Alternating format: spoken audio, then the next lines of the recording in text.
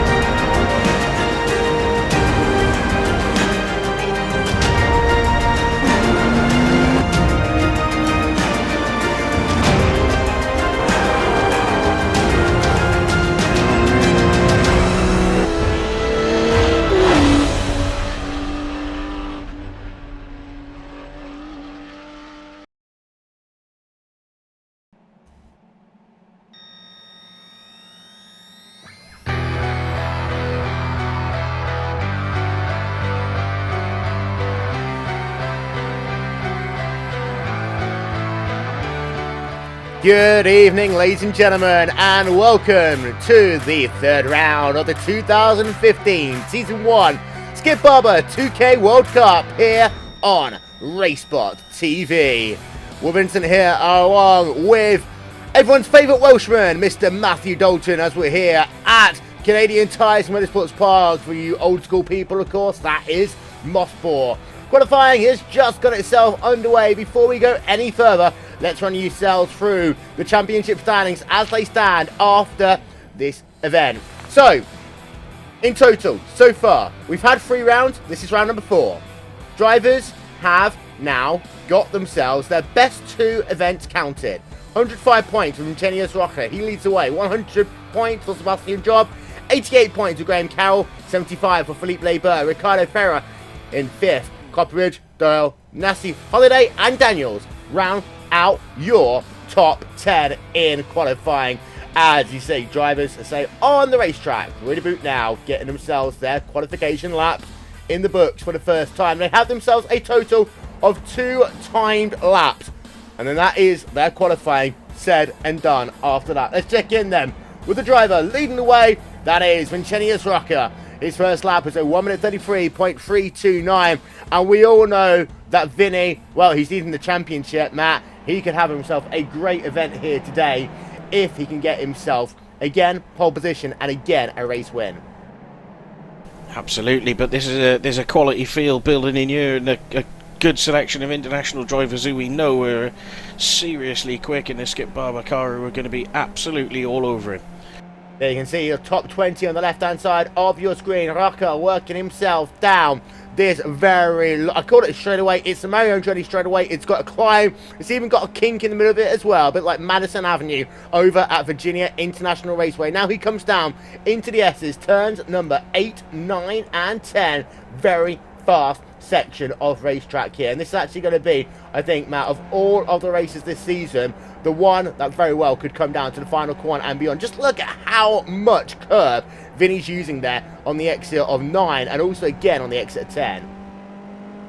Yep, trying to keep the car as tight to the corner as they can, try and optimise the speed all the way through. And these cars normally don't like a massive amount of curb, but every guy has their own style, and it seems that he really wants to attack him.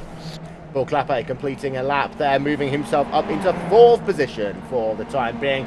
We've got Grillo on the racetrack as well. Rocker, fastest lap of 133.090. Grillo working himself now towards turn number 2. Once again, this will be his final lap in qualifying. He's working himself down into 2, right boot now. And, well, using a lot of that inside area. It's not really a curb there, man. It's an inside area. You can gain a bit of an advantage there. You've got to be careful, though. If you catch that grass at the end of it, it will loop your car around. Yeah, it doesn't look like much, but it's a bit savage if you get it wrong there. As you've also got Macau just moving himself up into P2. There you can see him in that number 6 car working himself onto another lap. So he is just about 0.2 of a second behind Grillo for the time being. Grillo's a little bit further on in the lap. He's working himself through turn 5, now out on the exit of 6. Now into that little left-hand kink for turn number 7. Down there, Mario Andretti straight away again. And the thing is with this, it's so long that passing opportunities should, in theory, be aplenty here. But you've got to be careful, pick your line, because, well, you can take either, really, into the S's. It all depends on how much momentum you think you can have. You'd always say, arguably, take the inside line, but I think at this track, if you take the outside, Matt, it gives you the better run into turn 9, which I think then will give you the better momentum overall for the S's. It does, but it's also very, very difficult to get that line right going through that corner, and going around the outside there, because it's so long, to get that outside line and then have the inside for the next corner is really, really difficult to do. You have to try and really carry the speed and maybe pinch the guy on the inside a little bit just to make him have to lift out a bit more. Well, most drivers have already completed their qualifying then, and they can see Duncan Copperidge in the number 11 car. We have a look very quickly on board with him as he is on, we believe, an in-lap down in the 36th position. And also, 45 cars coming to Mosport. That is going to be an insane run down through turn 1, then turn 2, Clayton Corner, turn 3, Quebec, and then all the way down into Moss Corner, turn 5 and 6. It's going to be insane, man. The carnageometer will explode. Well, ladies and gentlemen, as I say, most of qualifying is complete. In fact, yeah, everyone else is pretty much on an in-lap right now. So what we're going to do, we'll step aside for just one moment. We'll be right back with qualifying results after this message. Stick with us. Simulated racing can be awesome, but it can also be kind of a free-for-all. Interestingly, auto racing faced the same problem in its earlier days. Whether it was on the back roads, the beaches, or the city streets, the racing was fun. But there was always a certain level of chaos and danger, until some folks came along and put some order to all of this. Stuff like official racetracks, regulations about weight and equipment, and enforcement of standards. That's what gave us high-speed excitement, fast-paced action, and photo finishes. That's when racing became racing. The guys over at iRacing.com have made the same transformation in the world of sim racing. Sure, they've got the most accurate tracks and realistic cars out there, but that's just the start.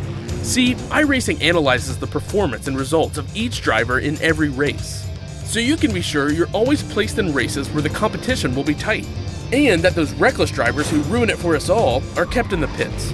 Not to mention that with over 45,000 active members already in their vast community, you can find races day and night, so you can always get in on the action. You can even join a league of your favorite series, and since updates are always automatic, you don't have to worry about software and can focus on the track. Zip up your fire suit and check out iRacing.com.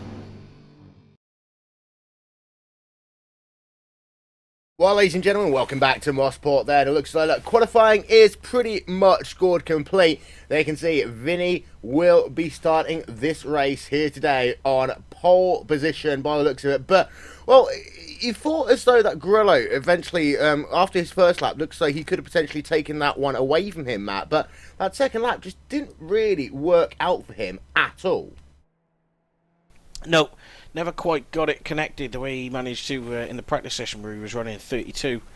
Another guy who surprised me by just how badly he got it wrong in qualifying there was Martin Peck, actually, with a 33.7. That's a second off what he was doing in practice. So I know the draft counts for a little bit if you get a draft year, but it's not that much. So, you know, bit of a jumbled grid. Be interested to see how it develops in the race. Oh, definitely indeed. Ladies and gentlemen, let's run you through then your qualifying grid for today's event.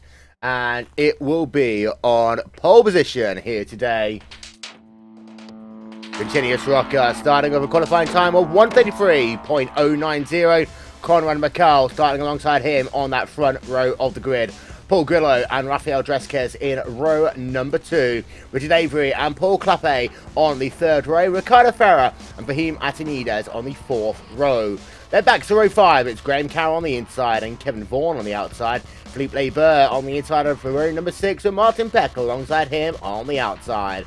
Then row 7. Christopher Kroom and Neil Kemp. Matty Gorgo, Rob Kane in row 8. Clark Williams, Matthew Daniels in row 9. And Matt Defoe, Kevin Willman rounding out your top 10. Run it through there, the rest of your grid very, very quickly. So drivers already had themselves down to the start of today's race. And what a grid it is going to be.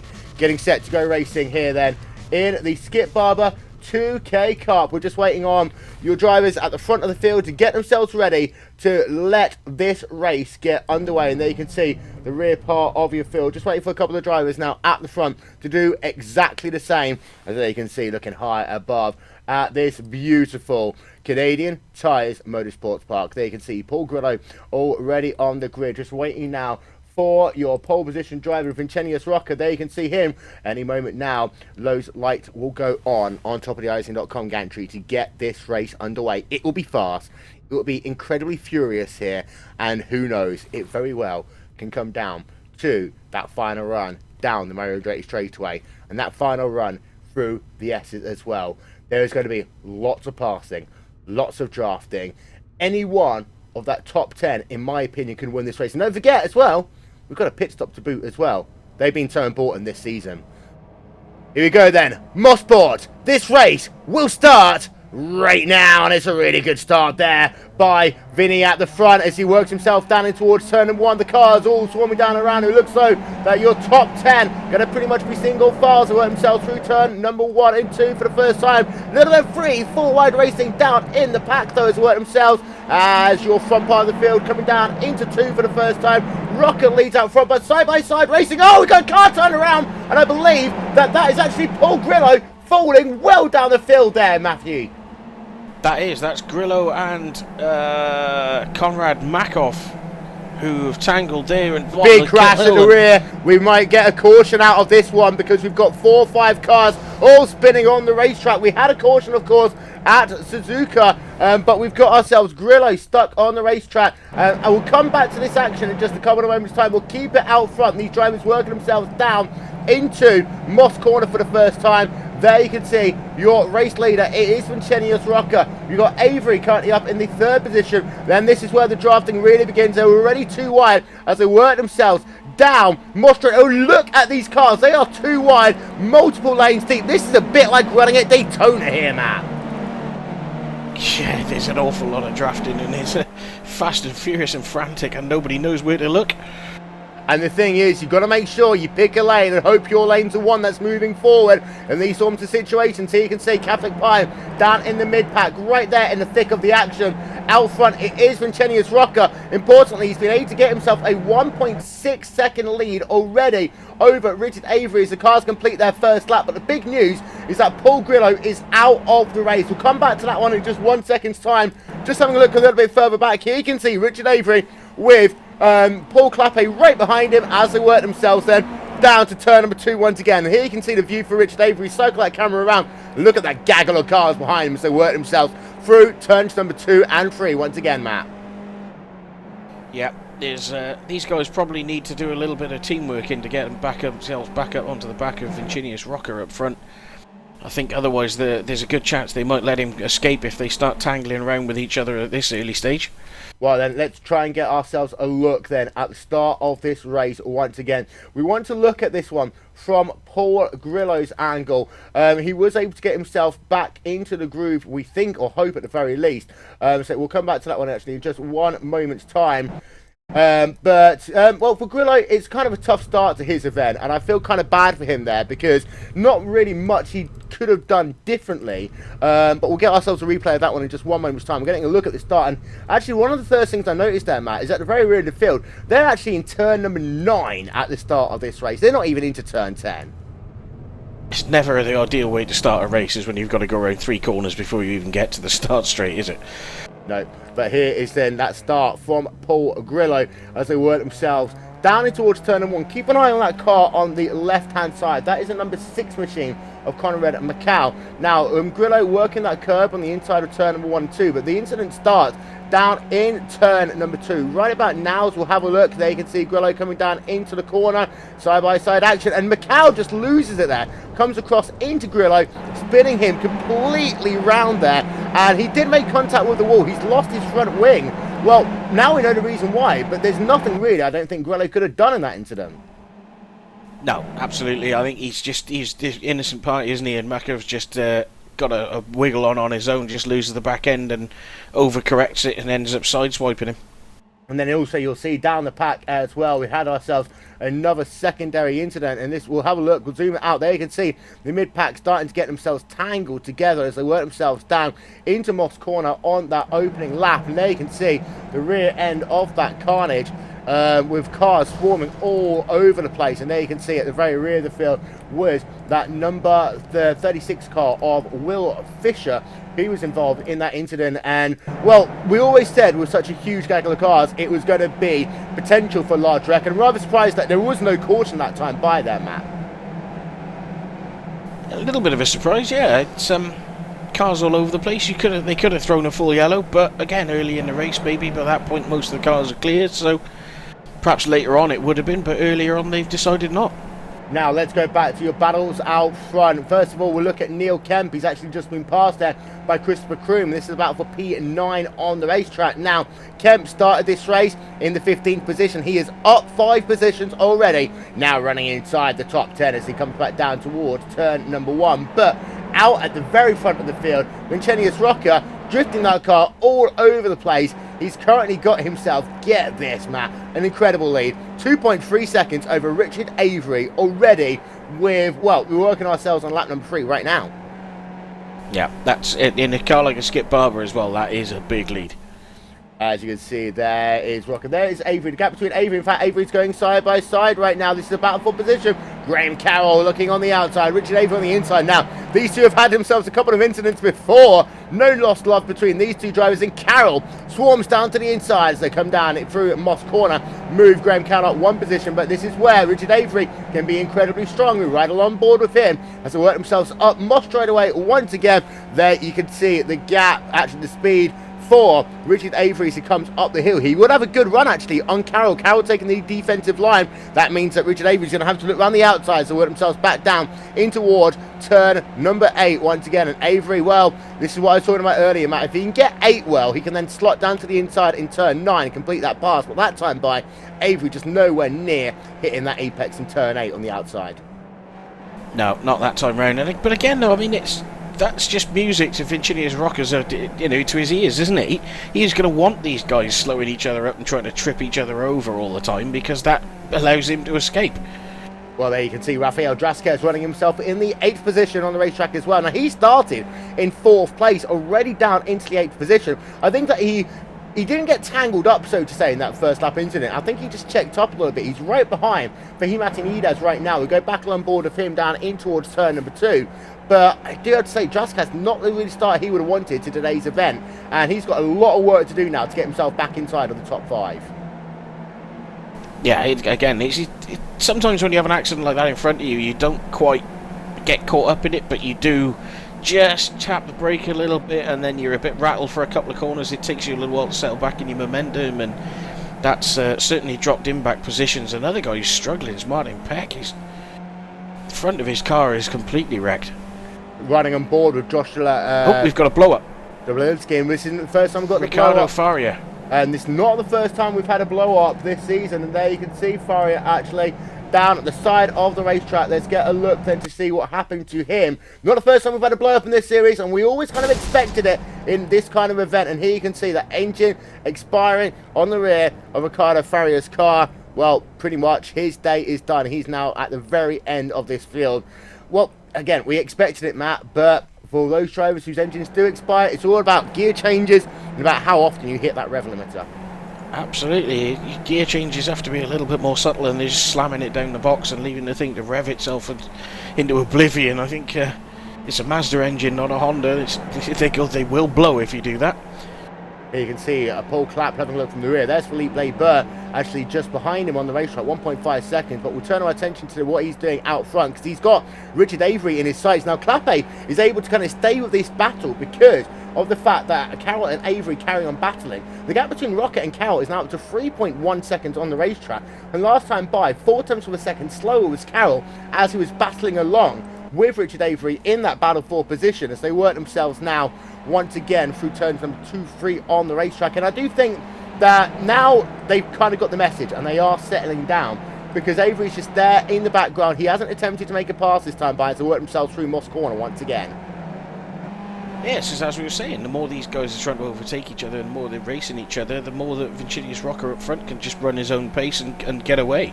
The draft does count for a lot, but you need to work together and be sensible the way you do that in order to maximise it. So, I don't think they've got a match for him on pace anyway. I think without Grillo and Martin Peck and the other guys who were quick in practice, I think this one could be all over already.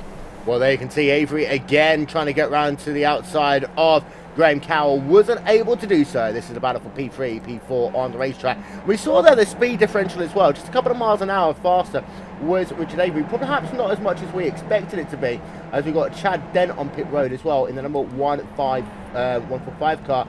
We're having a look back though to Matthew Daniels in number 154 car, involved in a nice little battle with Neil Kemp right now, battle for position. Just actually having a look, I believe that is Martin Peck. Yeah, it is Martin Peck at the front of that train. He has absolutely no front end, and we can actually see it there on our onboard. Absolutely no front end to that car at all, Matt. Nope, it's always a little bit unnerving when you see the driver's legs sticking in the mid-air. Or lack of legs, as they've not been modelled in iRacing. Yeah. Yes, there we can see no leg man. It's Alexander Strinardi. As you can see just behind him, it's Neil Kemp. And then Matthew Daniels in the 11th position on the outside of the top 10, looking in right now in at number 154 car. Just behind him, you've got Matthew Grogren. Now, this middle pack, they kind of had fallen into 3 or 4 defined groups already. Now, this is going to make life easier, I think, for all of these drivers concerned. You go back to about P16, P17, that's when you get a much bigger pack. You got about 4 cars who are being caught by another 4 cars. They actually ride along board with Matt Defoe. And what I have to say, it was one of the most awesome cars I've ever seen. In the number 37 machine, working himself up the hill. He's got Antoine Druin just ahead of him, Clark Williams just ahead of him. But this middle pack, they are very closely separated. Yeah, they're all absolutely all over each other. It's a genuine question. They've got to make a pit stop in this race, but is there a window when they've got to take that pit stop, or can they do it whenever they like? They can do it whenever they want. The pit window, arguably, for some drivers, will almost be open now. We have seen some drivers historically come onto pit road a little bit earlier than their competitors. I do think that realistically, 26-lap race, about lap 10, you'll see a lot of drivers coming onto pit road. In some cases, more than anything else, to try to break a draft, as Defoe trying to find the very inside line. You can actually run all the way down to that wall, 2 wheels on the curb. Defoe getting a much better run low out of turn number 1. Going to take a bow! Car spinning just ahead of them there. I'm not quite sure who that was. We'll get a confirmation. I believe it's Rob Kane, centre of the racetrack there. And, well, Rob Kane, that's not really what he would have wanted to happen to him at all. No. Certainly not. You always want to keep your nose pointing in the right way and not be pointing in the wrong way. But certainly one way to approach a race. The reason I mentioned that pit stop, I'm just watching Paul Grillo's pace here. He has stopped, and he will have filled the car up on fuel, and he's running 33.2s, so he's on pace with the leader. He will I wonder stop just again. how far. No, well, will he? Yeah, I do think he'll have to stop again. We have had this one before, and I do think that he will have to stop again. It will be a splash. He probably won't have to take anything but fuel. As we're having a look, by the way, on board with Paul Clappe, who's moved himself now up into second place, but Graham Carroll on the inside has worked himself down into the S's once again. Graham Carroll is sublime on that inside line, I think, here. Clappe trying to do exactly what Avery done earlier. Now, Clappe has been able to get himself past Avery. I think it'll be a key test in the next lap or so to see whether anyone can run that line. It's Philippe Leber just at the rear of your screen. There you can see him just rushing a little bit wider on the exit of the final corner. He's now caught up to that battle, which is now P2, 3, 4, and 5 on the racetrack. It's a 4-car battle now. Yeah, that's the kind of battling we expect to see from Skip Barbers, isn't it? These guys are normally all over each other. It's not normally a bit of a one-man show up front. Here you can see there, and once again, Philippe Leber, and you see, this is the interesting point as well. Get up to the race lead, it's 6 seconds. Vincenius Rocca is in a league of his own right now, in the fact that he's now got almost a 5-second advantage over Graham Carroll. And last time by a 130.0 for Rocca, a 133.5 for Carroll. But here's the interesting point. Carroll's fastest lap is only 2 tenths of a second slower than the fastest lap for Rocca. So what that says to me is that Carroll is just losing so much time, being put under pressure and having to take a defensive line lap after lap after lap. Yeah, absolutely. I've seen his Skip Barber races for, as long as I've been on iRacing. The guys up front, normally when they're all together and they're all in a big pack, yeah, they slow each other up a little bit, and that trips each other up and it keeps the lap times down. But you've got a guy up front who's got a bit of a lead. The more the guys behind him are dicing away with each other, the more that just lets him escape. Well, we saw that there Richard Avery was able to get himself past Paul Clappe. Let's get another look at on board with him as he worked himself down this back straight away. And here you can see setting the pass up nicely down to the inside. He did almost try and think about doing a 2-for-1 special there down into turn number 8. Wasn't able to get the move complete, but you can see moving himself ahead of that number 17 car of Paul Clappe as they continue their journey here at the Canadian Tires Motorsports Park. There's your top 10. Rocca from Carroll, from Avery, Clappe, Leber, Draskas, Atanides, Chrome, Hemp, and also Peck, as they now completed 9 of 26 laps here today. Let's go down actually to that mid-pack once again, because you've still got Neil Kemp, Martin Peck in that action. And we've talked about the front end of Peck's car. We can actually have a look now from the rear of Nigel Kemp, and you can tell how battered up that is. Now, he might be able to get a new front end kind of installed into that car in his pit stop. It is a moderately long pit stop that these cars have to get themselves fuel and tyres. That might help him, but realistically, he is being helped by the fact that this is a draft track and overall handling isn't as important. No, it's a quite a quick track, so you've got a lot of corners where you run sort of second and third gear and you can go through reasonably quickly and carry a lot of momentum. The only one that's really tricky is the double right-hander at the bottom of the hill there, but I know these cars are not hugely aero dependent in the way that some others on the service are, but you have to say that will be slowing him down.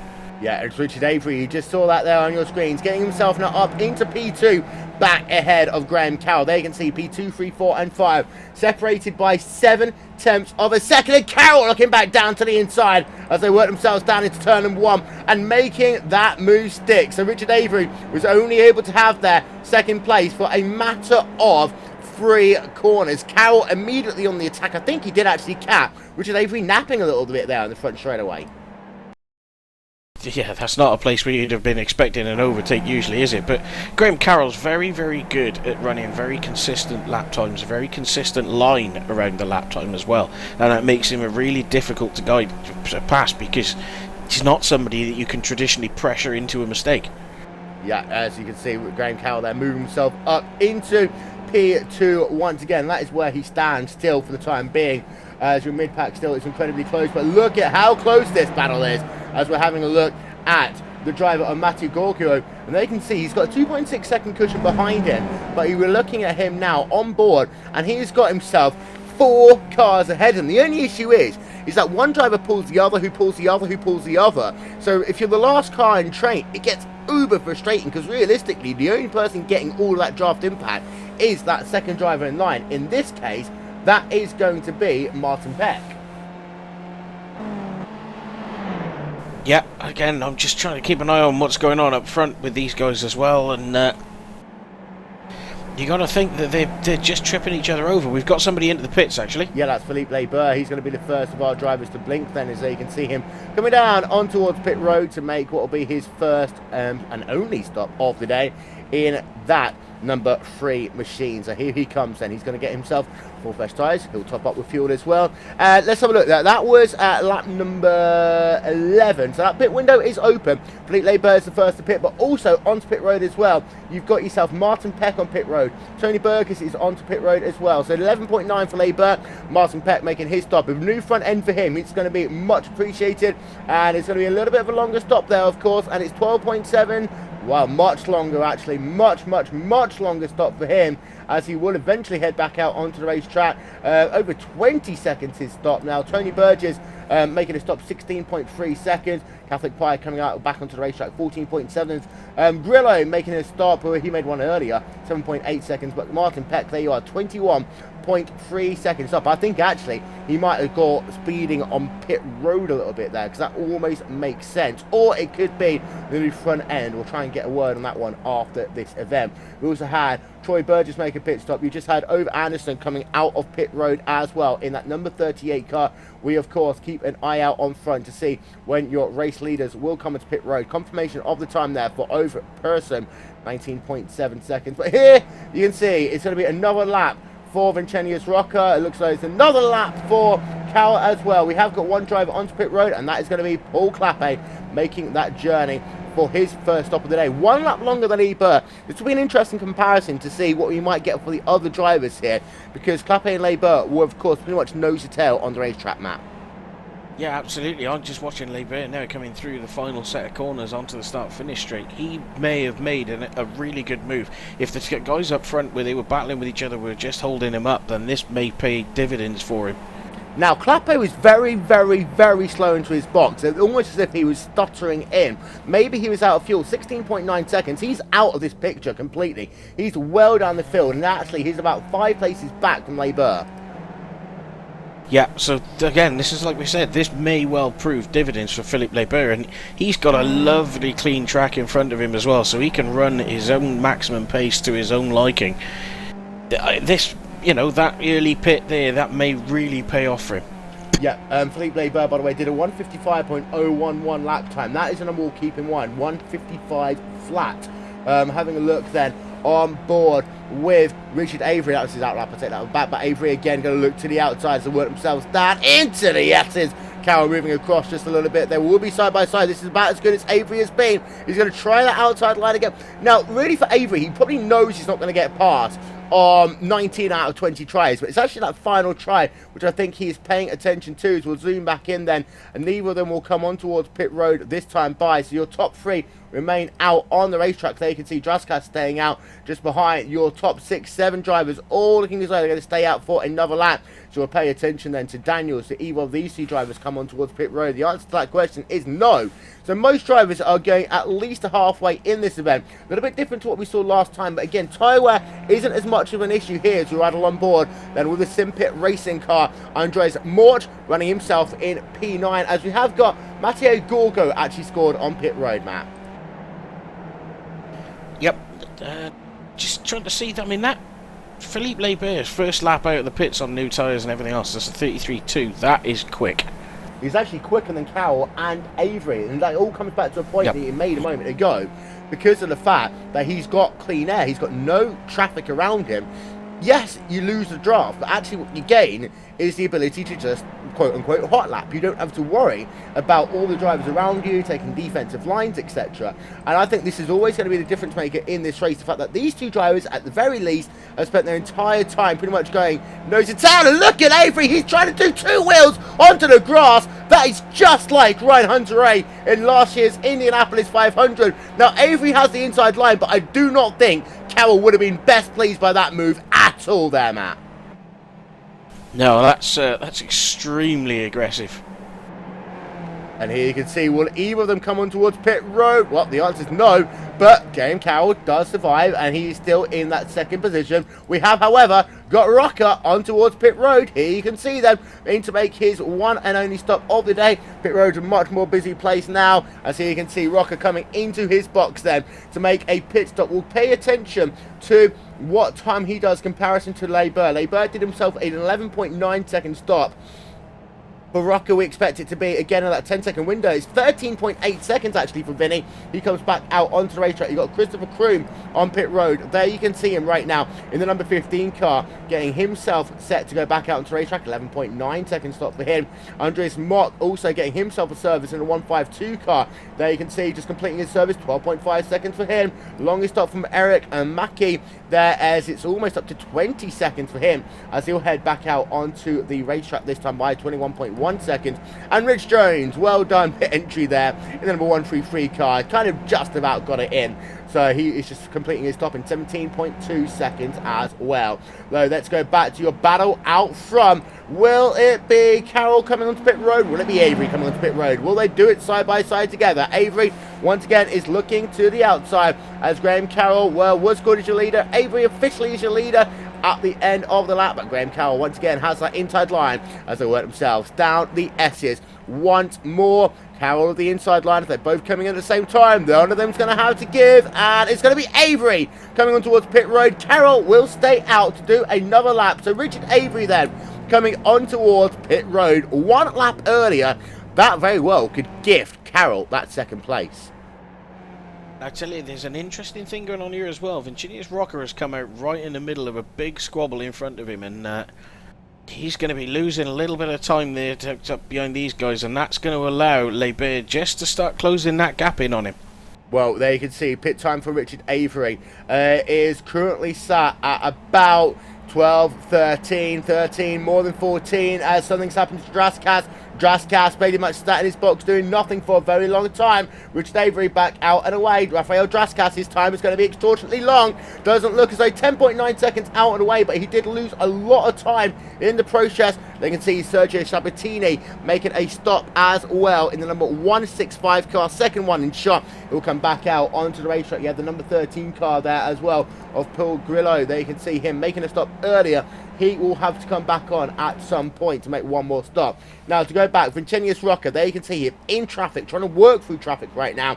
Graham Carroll working himself down Moss straightaway. Sorry, not Moss straightaway. Very Andretti straightaway one more time, coming down into the S's. If he comes in towards pit road this time by, this could be fascinating for the race league, because I do think that quite a bit of time's actually being lost there by Rocker.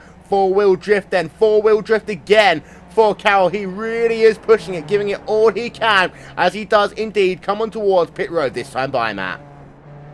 Yep, but again, Carroll and Richard Avery were right next to each other, and Avery has come out significantly behind Philippe Leiber. So Philippe Leiber is the one who's the real gainer. That early pit stop, just as we thought he might, has really paid dividends for him. There we can see then, coming on towards pit road, we'll just focus that camera for you, is Graham Carroll, as he's going to make his pit stop. There you can see the time for him, as it's going to hopefully be a little bit quicker for him.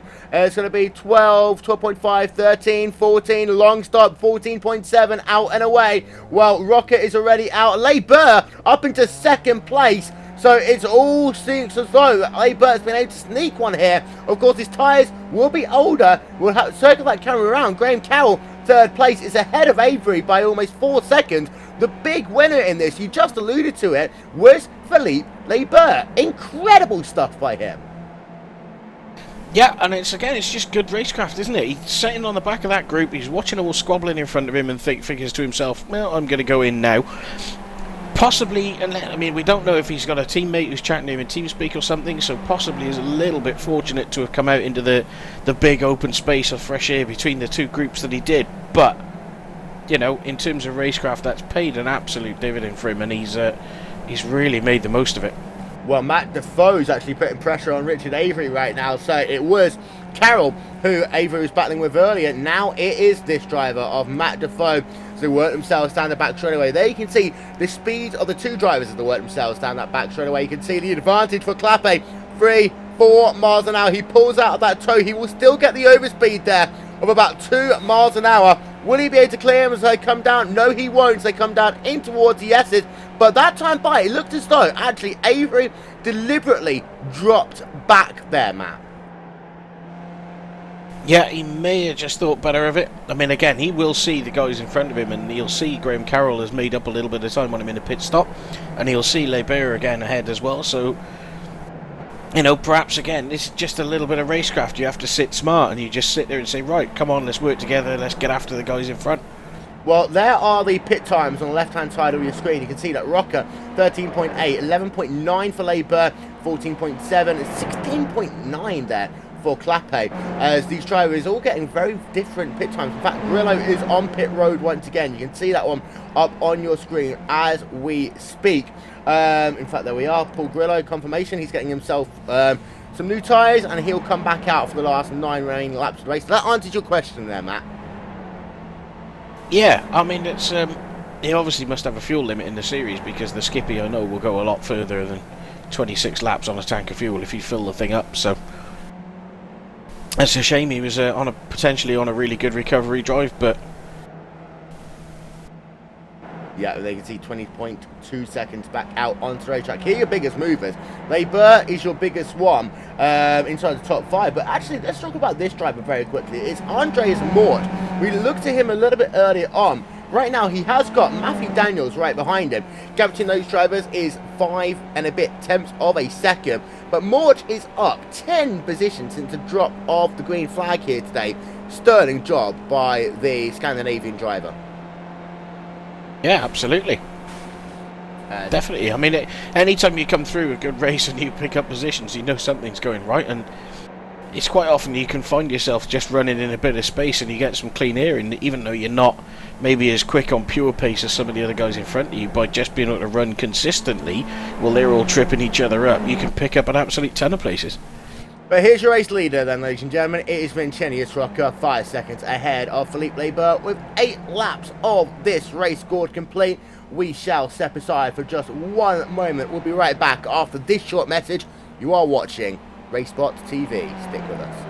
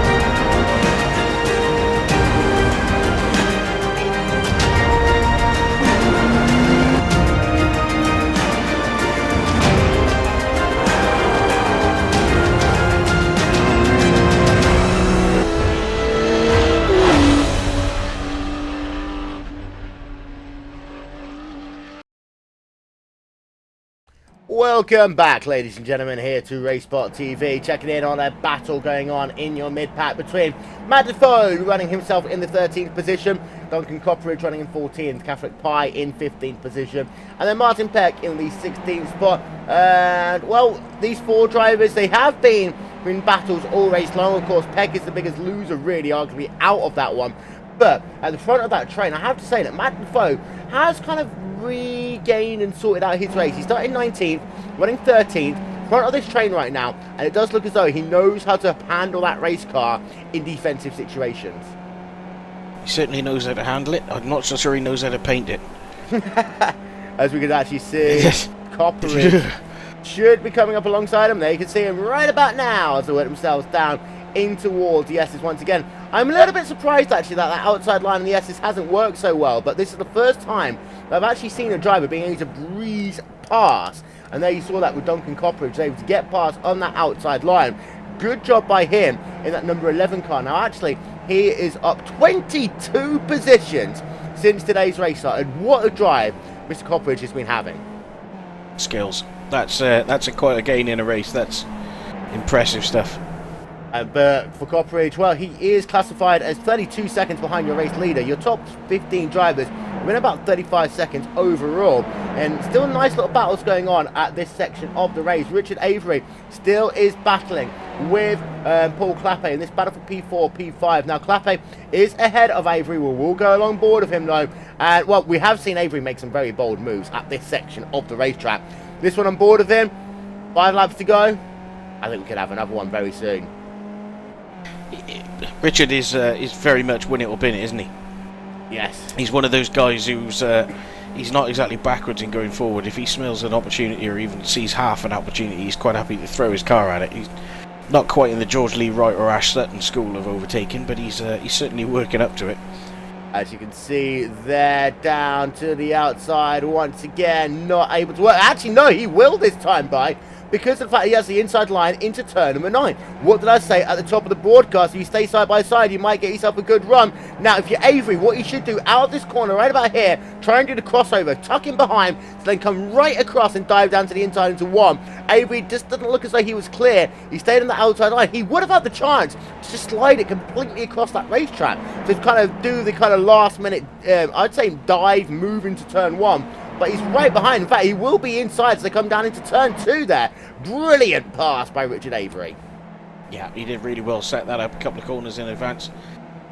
I think, I mean, you could have done the crossover, but I think, again, yeah, just waiting for that opportunity there. If you get down the inside into those two downhill left-handers, there's just no way anybody on the outside can come back at that. Yeah.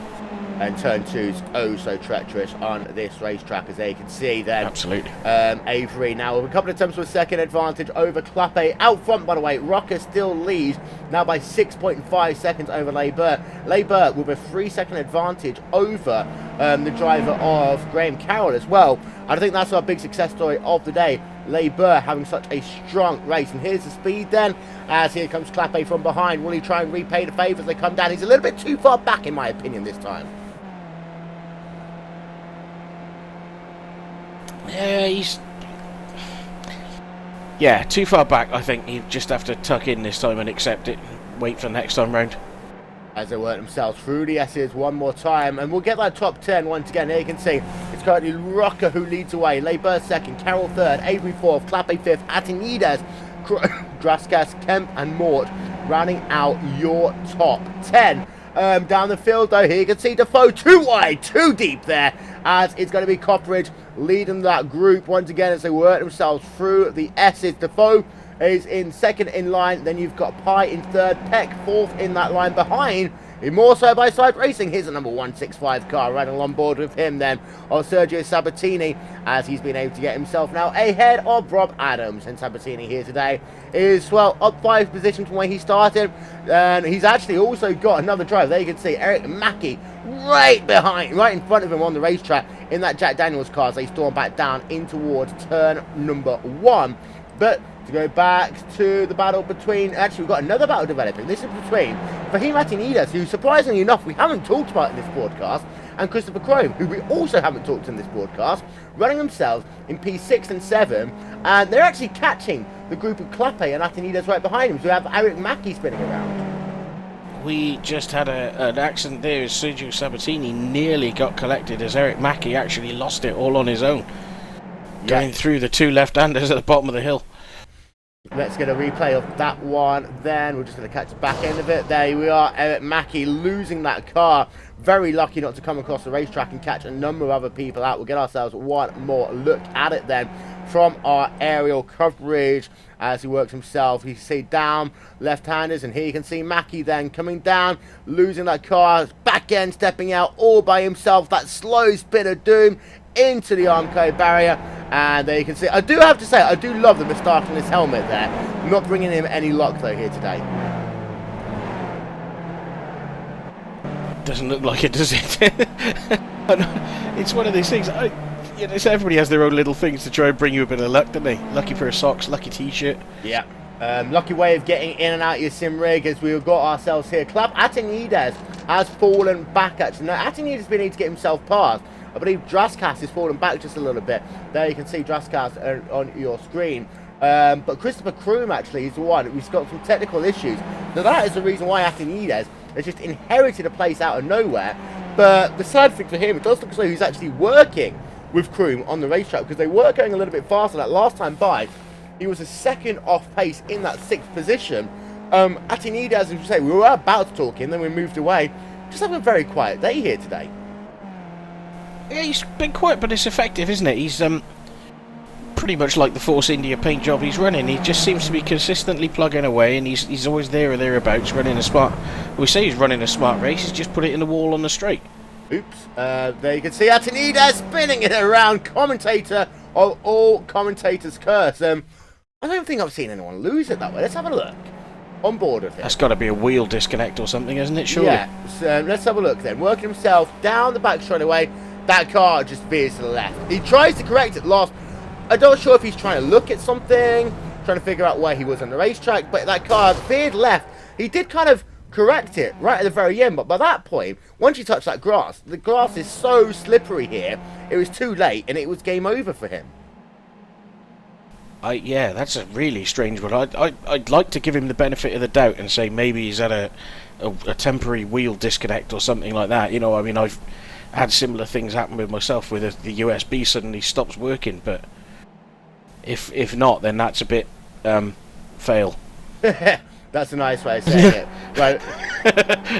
Running along board with Matthew Daniels then in P10. There you can see out front, Clark Williams just about a third of a second in front of him, but just behind, we'll cycle that camera around, is Morse running in that 11th position as we're coming down to the white flag lap here. Morse is starting to, these drivers now will just start to look for openings. They will start to just put their car into positions all over the place to try and make passes. I think after 23 laps of, you know, niceness, the buck stops now. In fact, there was a bit of a tap there from the front of Morse to the rear of Daniels' cars who worked themselves out of Moss Corner. Yeah, and the battle for third is heating up as well. Clappy and Richard Avery swapping places fairly regularly here, and backmarker behind him's just lost it all on his own. Getting a bit too excited at running with the quick guys. We'll try and figure out how that one is, but here you can see Matthew Daniels actually side by side. Clark Williams to work themselves down into the S's, and here you can see that it is Matthew Daniels in 9th, and just ahead of him is Clark Williams.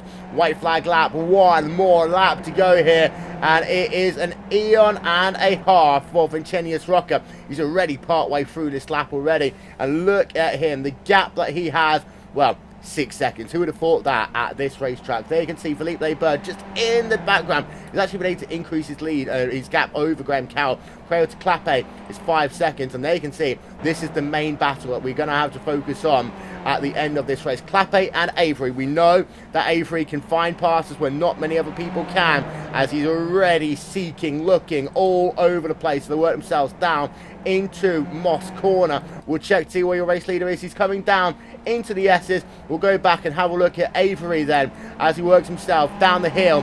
If we do miss this one as we see your race win across the line, we will come back to it immediately. He already looks to the outside, coming down into the S's. Here is Vincenius Rocca working himself out of the final set of corners for the final time. Vincenius Rocca will claim victory here in the 4th round of the Skip Barber 2K Cup. There you are, victory for him, and it looks as though that Clappe should just hold on from Avery, but they will be side by side. Almost they work themselves through that final corner. Looks as though that Clappe is just about to hold on there, Matt.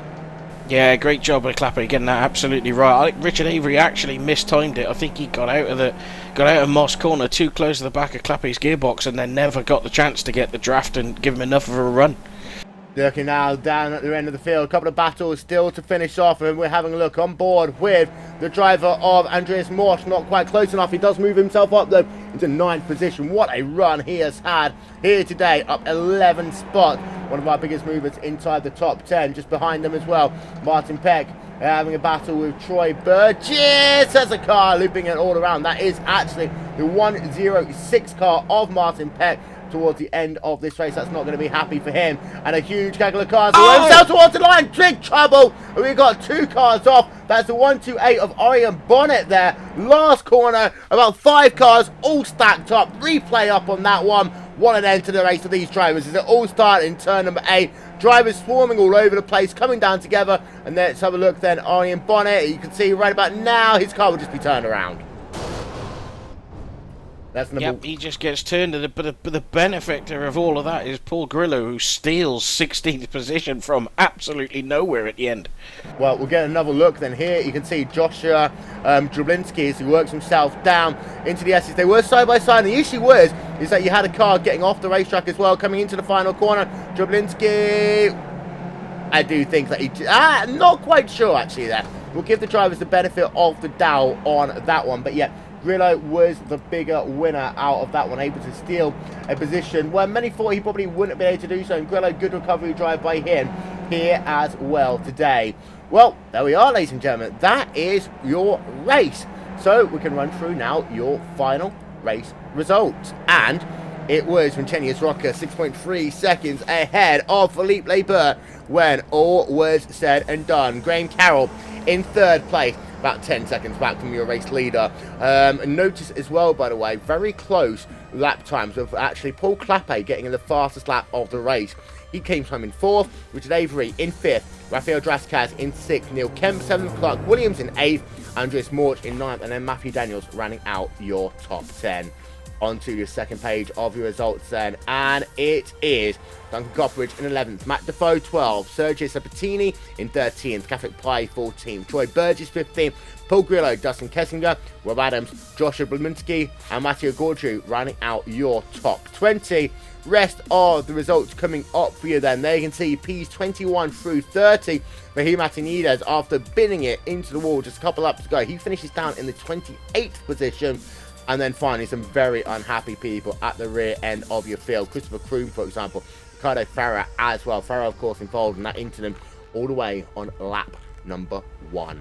We'll step aside for just one moment, ladies and gentlemen. We'll be back with post-race interviews after this. Stick with us.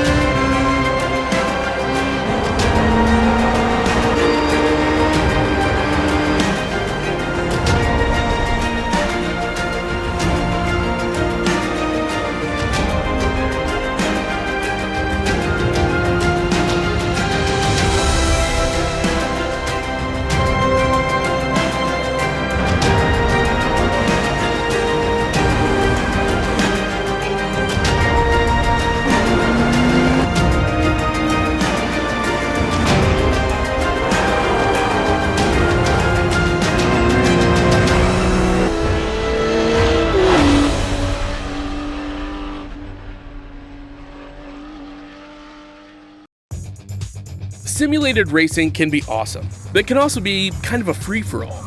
Interestingly, auto racing faced the same problem in its earlier days. Whether it was on the back roads, the beaches, or the city streets, the racing was fun. But there was always a certain level of chaos and danger, until some folks came along and put some order to all of this. Stuff like official racetracks, regulations about weight and equipment, and enforcement of standards. That's what gave us high-speed excitement, fast-paced action, and photo finishes.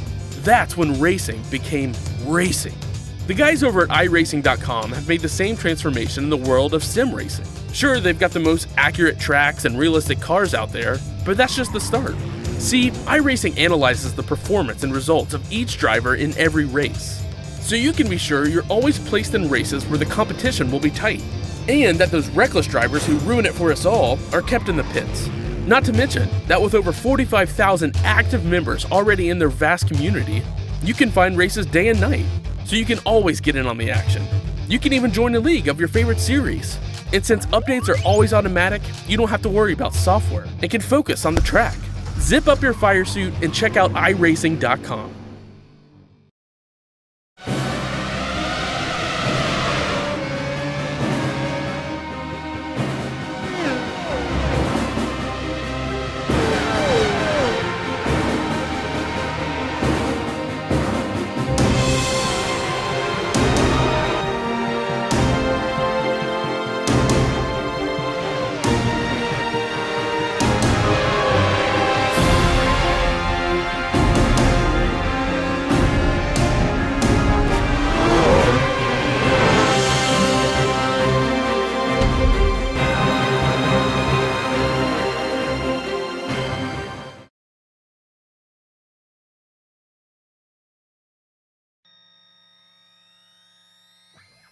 Well, ladies and gentlemen, welcome back to post-race coverage of the Skip Barber 2K World Cup on RaceSpotTV after a very interesting race at the Canadian Tires Motorsports Park.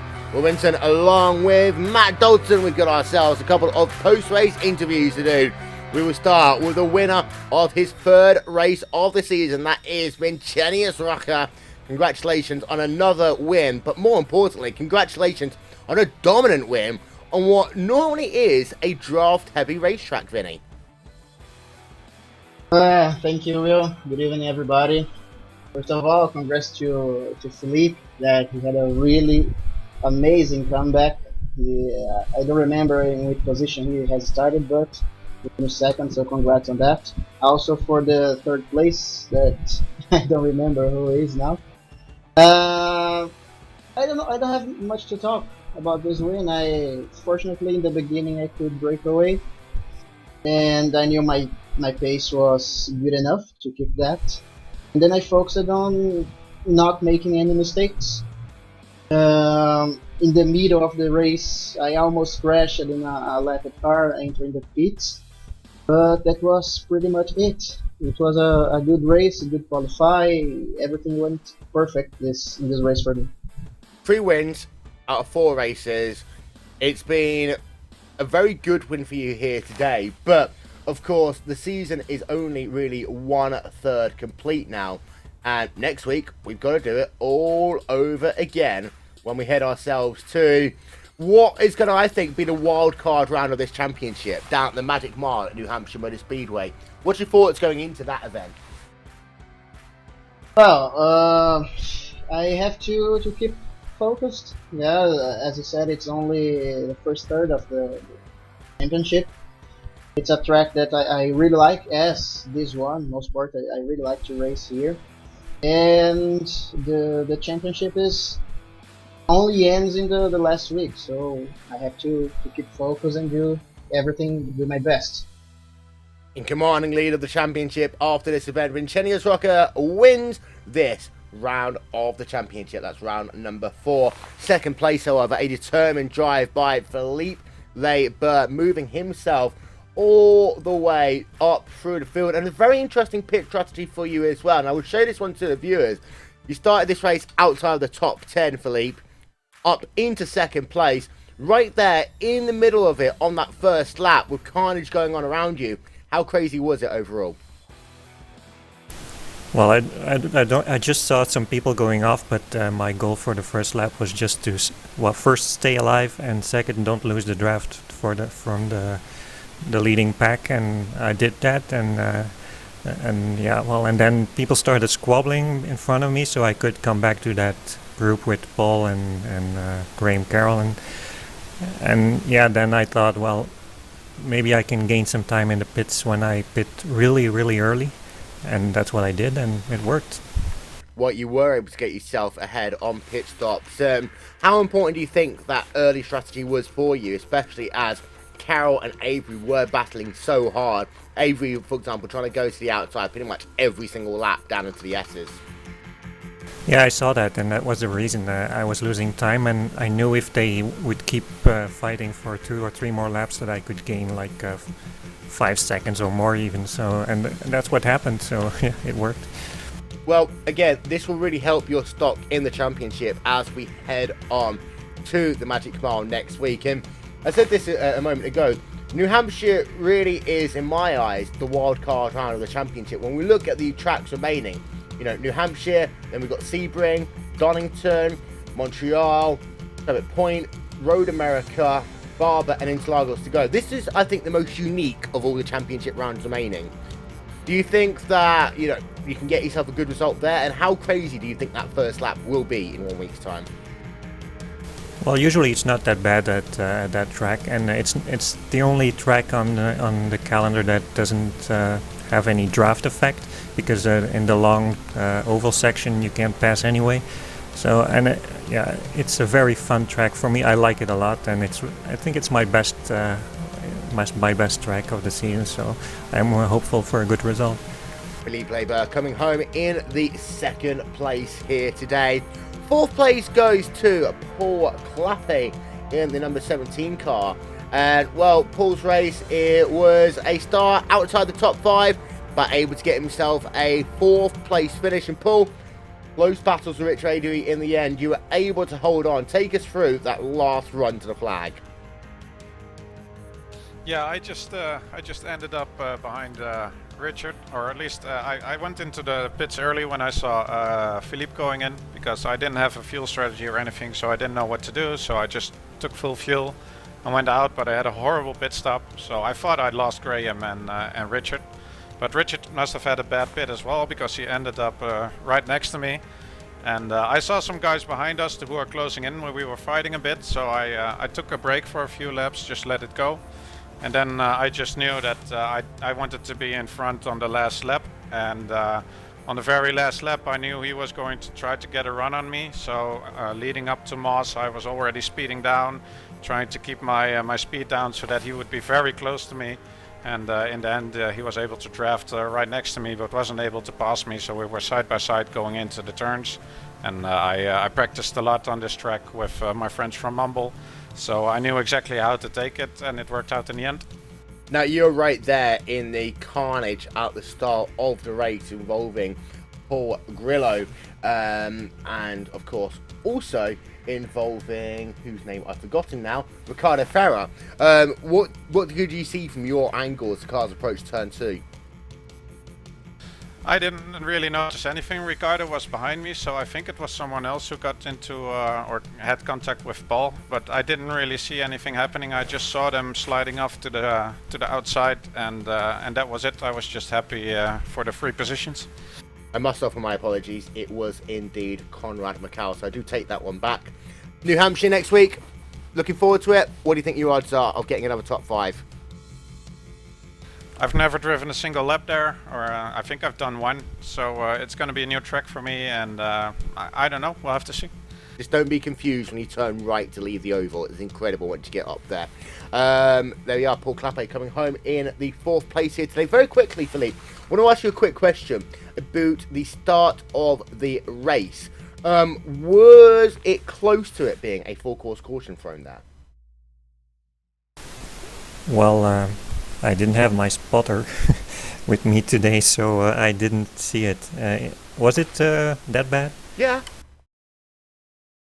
Well, of course, Matt will bring you back into this conversation. It was really, what, 3 separate incidents? Well, of course, we had the one down at turn 2, which actually really created a concertina effect, which was then down into both turns 3, Quebec corner, and that run down to Moss. I think I saw about 7 or 8 cars at least all spinning around the racetrack, but that concertina effect that all started at the front of the field really did impact the field. Yeah, you just had one guy makes a bit of a wobble, and unfortunately that collected Paul Grillo as well, and then from there on everybody else was hitting the brakes trying to avoid it, and then you get this whole thing where everybody's trying to avoid everybody and you know, tripping over each other going into the next few corners. But that's Skippy racing, and I think the guys in here will know that as well as anyone, and it's perhaps a bit of a shame for everybody watching and for Philippe that it allowed Vinny to get away a bit at the front, and that gap was critical, really. Oh yeah, 1.6 seconds at the conclusion of lap number 1, I think, was the key difference making that, because had you have had your top Drew right behind him, and let's not forget though, Vinny did get an incredible start at the race. Had that gap have been half a second, we could have been talking about a very, very different race here today. Potentially, I think Vinny had enough of a pace advantage to have been able to stretch away anyway. So, but you know, it would have been potentially a little bit different. But yeah, you know, good race, good fun for everybody. And like I said, a bit of a shame for Paul Grillo because he had some real pace, would have been right up there. But I'm sure Vinny's not going to mind the points. Of course not, and of course he moves himself ahead in the championship. Very quickly, got ourselves the opportunity to talk to Andres Morsch, who had himself a sterling day, moving himself from outside of the top 20 into the 10th position overall. Andres, take us through your race in that Simpit car, which so you had a lot of work to do to move yourself through the field. Yeah, I had a lot of work to do. I actually finished 9th, sorry to correct you there. Sorry, But timing error. Yeah. During practice, the field looked pretty tight, and I qualified 21st, which was more than I even thought I would. And then, yeah, I got a lot of positions on attrition and just ran consistent laps, made the best pit stop I've ever made in Skippy, and now I'm here, very, very satisfied. Well, top 10 finish. We did talk about you just before pit stops, actually, and then after pit stops, it seemed to be that you were into position. Of course, you were battling late on in the race as well, being some very close incidents, and you were just kind of there on the outside of what was a very close fought battle to get yourself not only a top 10 finish, but seemed to be just behind you had Matt Defoe, Duncan Copperidge, Catholic Pie as well. Just how intense was the racing here today? It was very, very intense, and I knew I'd gotten myself into a position where I wasn't really with all those guys on a one-lap pace at least, but I knew if I could run consistent laps, I could stay there. I saw Clark Williams just getting closer and closer to me, and I was battling. Who was that? I can't remember. Matthew Daniels, yeah.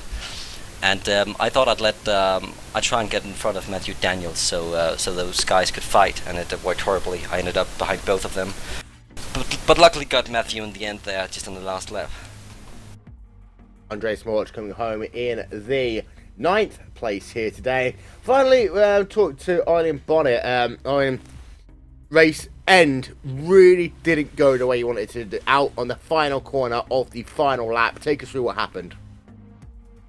I think this is a day to forget. History repeating itself after a tough start at the VLN this afternoon.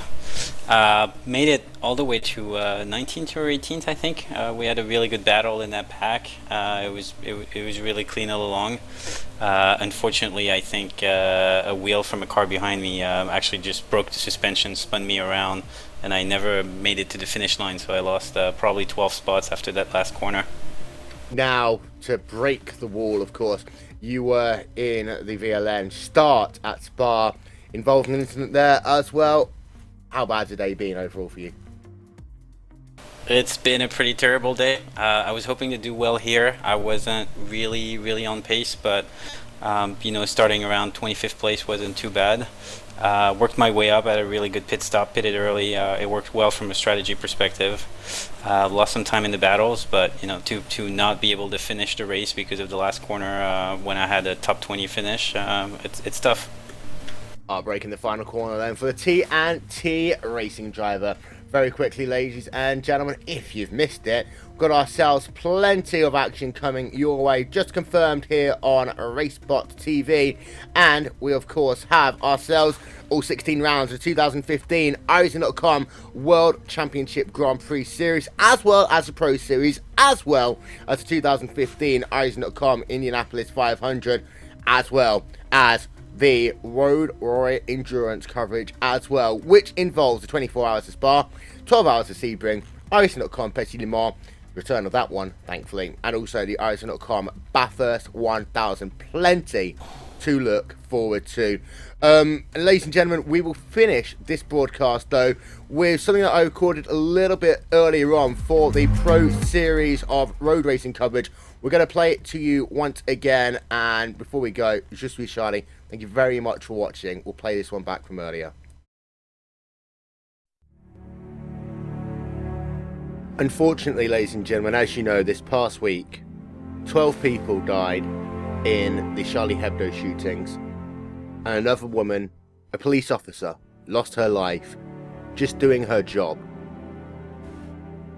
There are many families right now who will never see their children, their spouses, friends, colleagues, mom and dad ever again.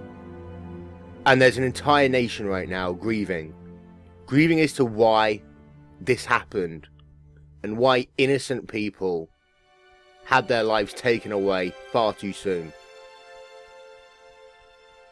It's not our job here on RaceSpotTV to delve into the facts or the theories or anything else behind it.